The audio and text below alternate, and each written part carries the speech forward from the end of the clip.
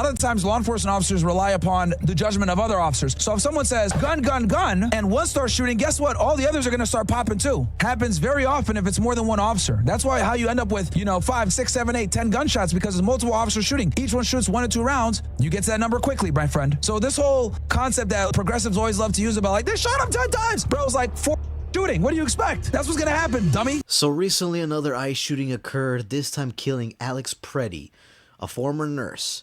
And Myron Gaines comes with receipts, case law, and real-world experience to absolutely dismantle the same stupid narrative from Renee Good, which is murder. And here's what they don't want you to understand. That reasonableness, split-second decision-making, and how multiple officers actually respond when a threat is perceived is the reality, not a movie. Don't forget to like the video, share it, hit the bell, and subscribe. Let's dive in. And guys, look, check this out. Hold on. Let me go to my. I just commented this. Yo, Andrew Schultz, the fraud, in cold blood, and then the Trump administration called him a domestic terrorist. I see the administration. Let's talk about what happened in Minneapolis. ICE murdered an American citizen in cold blood, and then the Trump administration called him a domestic terrorist. I see the administration trying to spin it, and it's disgusting. Yeah. It's like they didn't even have a moment where they're like, hey, we're reviewing the footage. We're going to try to see what's really happening. All of them, Trump and all the cronies, put out collective statements that immediately blamed an American citizen that was exercising his First and Second Amendment rights, right? He has the right to protest. He has the right to carry a firearm. He's a legal gun owner, right? Mm-hmm. There's no question about this whatsoever. And the administration immediately comes out. So, podcaster, bro, comedian Andrew Schultz is being absolutely humiliated after he claimed ICE agents killed Alex Pretti in cold blood for exercising his rights, only for it to be revealed that Pretti was armed and assaulting agents not only once but twice. Bro, like these, and I've been told you guys that Andrew Schultz is the biggest fraud on the internet, and I'm glad that people are finally waking up to this loser, bro. It is so hilarious to see people waking up to this guy. Such a fraud, dude. Biggest fraud on the internet by far. Kill somebody. You can judge apparently we're emasculated because we're not in support of 6 guys jumping on and murdering a nurse. There's a use of force. You're a real man, Brandon. Hey, Brandon, you're a real man. Have you ever arrested anybody? Hang on. Hey guys, do me a favor. Smash the like button please. Smash the like button. Brandon's getting really emotional here. He shouldn't be. I mean, he has the truth on his side. There's no need to freak out. Like, these people are just showing how dumb they are. And the other thing, too, also, that Brandon is failing to show. Okay, let me show you guys the case law, okay? So, let's go through this. All right, so the case that we're going to talk about, guys, is Tennessee versus Garner, all right? This is the main case, all right, that basically has allowed the law of the land to the use of force law of the land. So Tennessee versus Garner, 1985, is a civil case in which the Supreme Court of the United States held that under 4th Amendment, when a law enforcement officer is pursuing a fleeing subject, the officer may not use deadly force to prevent escape unless the officer has probable cause to believe that the suspect poses a significant threat of death or serious physical injury to the officer or others. It was found that the use of deadly force to prevent escape is an unreasonable seizure under the 4th Amendment in the absence of probable cause that the fleeing suspect posed a physical danger. Legal scholars have expressed support for this decision, stating that the decision had a strong effect on police behavior and specifically that it can influence police use on deadly force. Okay, so here's the facts of the case. At about 10:45 p.m. on October 3rd, 1974, Memphis police officers Leslie Wright and Elton Hyman were dispatched to answer a burglary call. Officer Hyman went behind the house and his partner radioed back to the station. Hyman witnessed someone running across the yard. The fleeing suspect, 15-year-old Edward Garner, stopped at a 6-foot chain link fence. Using his flashlight, Hyman could see Garner's face and hands and was reasonably sure that Garner was unarmed. After Hyman called out police, halt, Garner began to climb the fence. Believing that Garner would certainly flee if he made it over the fence, Hyman shot him. The bullet struck Garner in the back of the head and he died shortly after. An ambulance took him to a nearby hospital.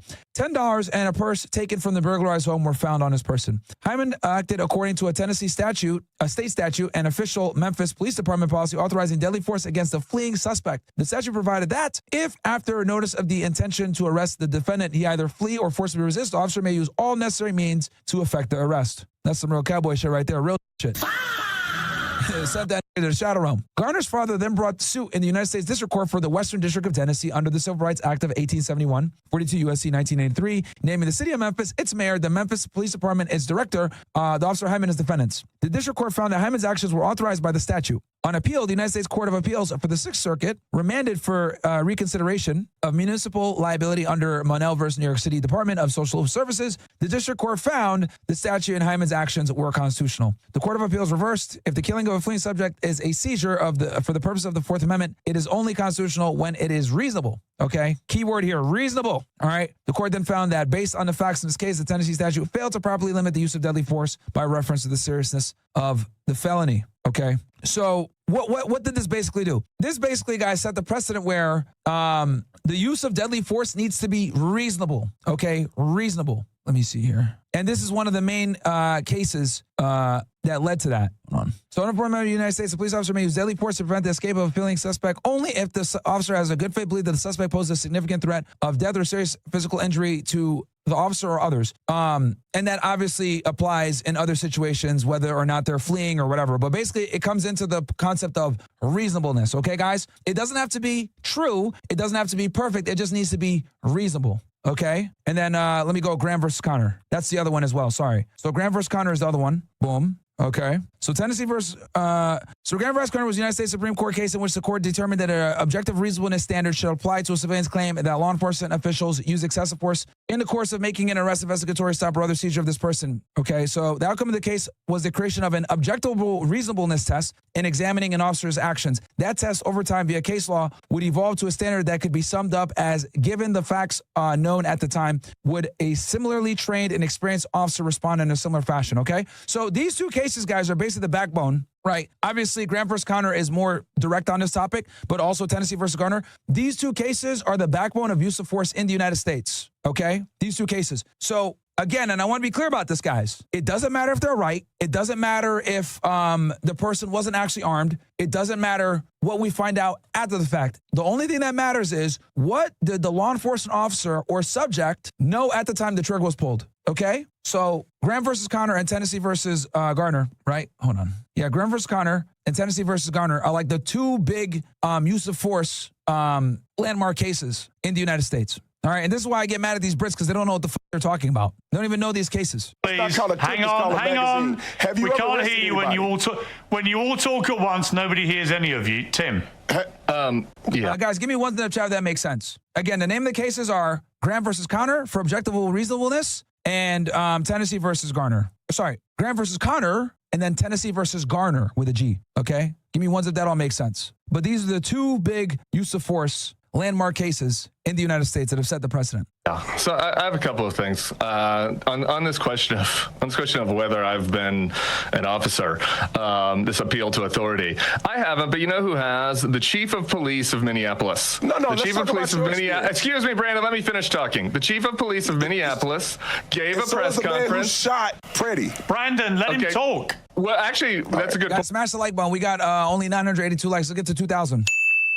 I am going to do an experiment, guys. I think I'm going to cut to Kick here only, and OSS, of course. Kick and OSS only, and then go from OSS only from there. So I do want to do a comparison, but yeah. Point. We actually don't know the man who shot Pretti because the federal government is hiding him, so we don't know who killed their own citizens yet. Isn't he? But we know that the chief of police of Minneapolis gave a press conference after the shooting of Pretti, where he talked about how the judgment was irresponsible and how his police officers, every single police officer in the entire city of Minneapolis, shot 0 bullets last year. They encountered real criminals. Excuse me, let me finish. They encountered real criminals, not soy boy protesters like Alex Pretti. They encountered actual criminals. They encountered murderers, not rapists, in use of force scenarios. Assault. Yeah, they did. They encountered those people. They were armed. How many? They disarmed 1,000, according to the chief of police of Minneapolis. They disarmed 1,000 people last year without firing a single bullet. These morons fired 10 bullets. And this whole thing about this definition of masculinity. Okay, it's like the tough guys are the 6 mass goons pushing down a protester and then getting scared. Oh, they saw a gun and I got so scared and I've got to shoot my bullet. Boom, 10 times. I'm so scared. I got to shoot my bullet. Those are the masculine men? No, I'm sorry. Yeah. The masculine guy was the guy standing up for the doing what men should do. Notice I was just making emotional arguments, not dealing with facts, not dealing with individuals being armed or using deadly weapons like a car or being armed like a gun. Oh, bro, you guys are just scaredy federal agents. And this is the problem, guys. This is why the objectable reasonableness is so important, because if it were left to 2020 hindsight, guys, we would have like this sitting there saying like, oh, it wasn't a good shoot because like you could have totally done X, Y, Z. This is why Monday morning quarterbacking is not used in use of force situations. Because here's another thing you guys got to understand. Another reason too why objectable reasonableness is so important, right? Let's use a scenario here, right? Let's scenario one, right? I'm a cop, right? And I do a traffic stop and I'm with my partner, right? And there's a guy that's 6 foot tall. He's about 160 pounds, right? And he's starting to resist, etc., right? I go hands-on with him when he's resisting. We take him down to the ground, whatever, right? He's resisting, whatever. I can't shoot him, right? Because to shoot him would be kind of ridiculous. I can't articulate that 160-pound man coming at me when I have backup, my life is in danger, right? Especially when he has no weapon. Now let's switch the scenario. Same exact scenario, but it's a officer and she's by herself, right? It's nighttime. She does a traffic stop. This guy resists her and he tries to punch her. Well, guess what? She could pull out her gun and shoot him. And guess what? She's going to be justified. And this is why 2020 hindsight Monday morning quarterbacking never works, because everyone is different. Okay? She is going to have significantly more justification to shoot that individual than I would. I'm there with backup. I'm an able-bodied guy. I'm 6'3". This guy resists, but we're able to take him down. I can't justify shooting him. But a woman by herself, 5'4", 130 pounds, he resists, he tries to punch her, she can shoot him. And she's probably going to get off. And the reason why is because, from her perspective, it is reasonable for her to shoot him. This couldn't be any clearer. Let's continue. Same facts, different individual. This is why reasonableness is what matters when it comes to use of force. And this is why these individuals that are debating this are that don't understand this concept. Standing up for the that got pushed down, and then in exchange for his bravery, a bunch of shot him dead and unloaded. Of course, they're going to use the shaming language. No facts, just straight, oh, you're pussy. 6 bullets into his dead body while he was laying on the ground. That's what happened. Those are the emasculated men. And I wish we had more men like Alex Pretti, but unfortunately he's dead. Okay. Yeah, see, Brandon doesn't need to even go down this road of you've never arrested anybody. Like, bro, just talk about reasonableness and use of force. Man, I need to be on these panels, bro. Come on, man. This is so frustrating to listen to, bro. So frustrating to listen to. This is a perfect example of, like, even if you're experienced and you know what it is, you might not necessarily still be the best debater or the best representative of this, because Brandon has the floor here. Like, these dudes are Cohen and this guy right here, like, they're making emotional arguments, right? They're making arguments from a 2020 hindsight perspective. Do not debate these guys on the emotional or on the morality. Debate them on the facts and the lawfulness. Just because it's awful doesn't mean it's not lawful. I'm going to say that again.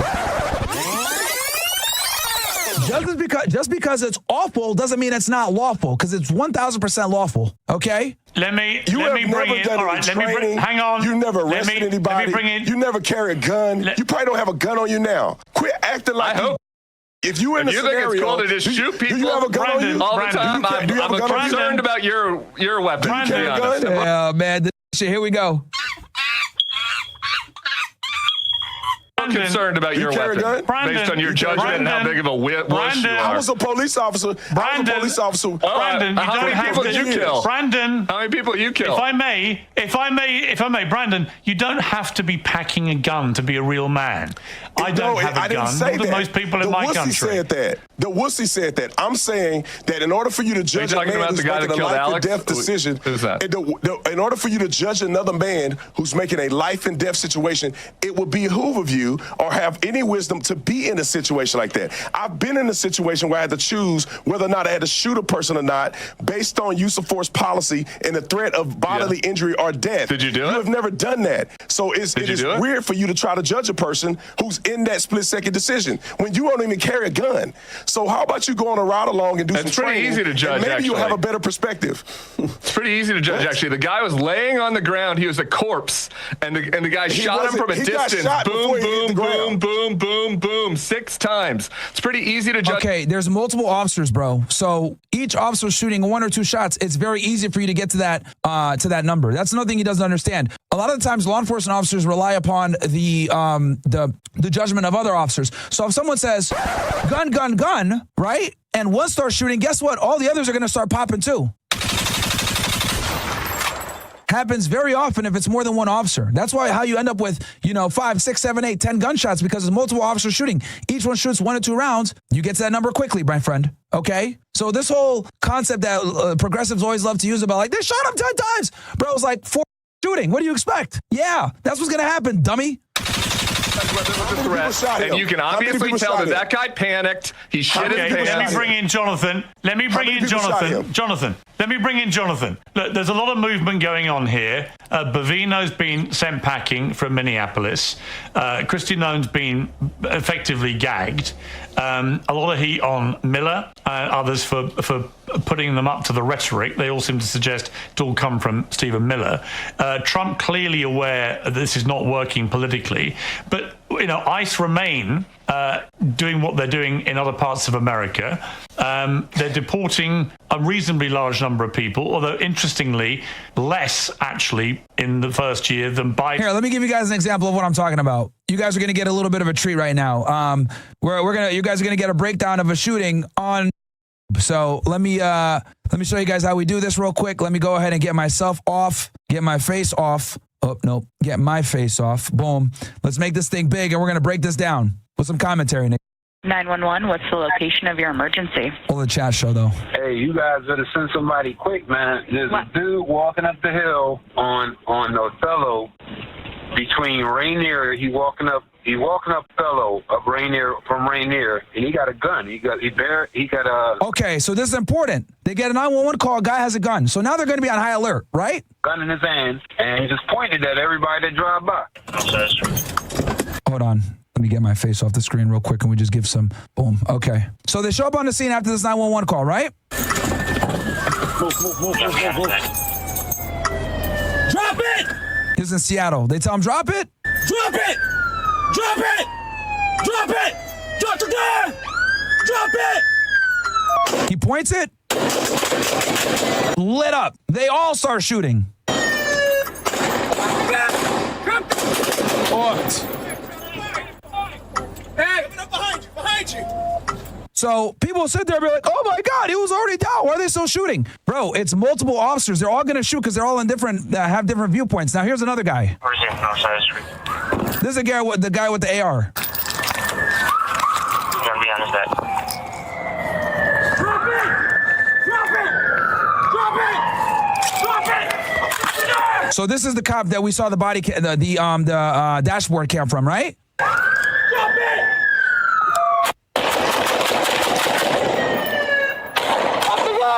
Drop the gun! Bam. Absolutely. So guys, it's not uncommon to get shot like 30 times by the police, okay? It's not uncommon because police show up in numbers. So if you get shot, you're going to probably get shot from multiple angles by multiple officers. And that right there is why the mainstream loses their minds when someone actually understands the law. Myron Gaines obliterates this narrative because if you've never been recruited in law enforcement, never shot a gun, never been in a life or death situation, you really shouldn't have a say how they respond or how they should respond, because they have seconds to react to a threat. And believe me, they will respond to an even greater threat. Always. Subscribe if you haven't already. Like the video, share it, comment your thoughts, and I'll catch you in the next one.